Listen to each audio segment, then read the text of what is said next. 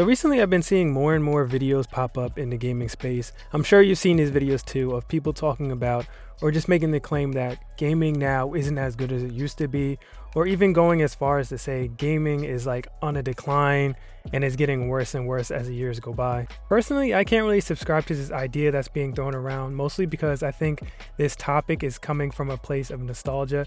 I don't think gamers really realize how good they have it currently. And that's not to say everything is perfect and every game coming out these days is a banger, but I really do think some gamers are just hung up on their nostalgia. In the past decade of gaming alone, we've seen so many incredible titles being released. You have games like The Witcher, Cyberpunk, Bloodborne, The Last of Us.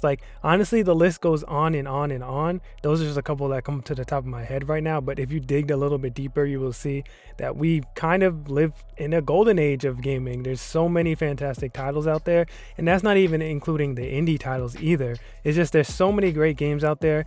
I think that in itself is the root of the problem. You see, the difference between games these days and games back in the day is there's so many games that are being released compared to originally back when games first came out. These days, every couple of months, you'll see a bunch of different titles being released at the same time, as opposed to back in the day, you would only get, if you were lucky, maybe one or two games coming out on consoles that were worth playing. So I think a lot of it has to do with being overwhelmed with the amount of options you have these days as opposed to back in the day. And I think a lot of that is what's holding people back. And they're just it's analysis paralysis, really. It's oh my God, I have options to play so many games. I just don't know what to pick. So I'm just going to keep going back to playing games I've already beaten and I know that I'll like. And I can't blame them either, because games these days it's expensive. It's hard out here. Even though games have always kind of been expensive, gaming itself is an expensive hobby. So I don't want to make it sound like it's more expensive nowadays. Maybe because of inflation, it feels a little bit more expensive. But in general, gaming is an expensive hobby, and I understand not wanting to spend that money and not potentially enjoy a game. I get it from that angle for sure. But something I think gamers have to keep in mind these days is that even back then, there was a lot of games that came out that were bad as well. We get bad games that come out these days, also.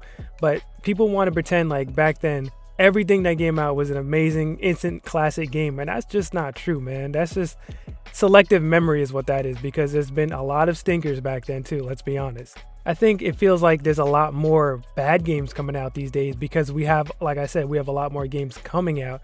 So just by sheer numbers alone, you're getting exposed to so many games. Of course, they're not all going to be good. That's how it's always been.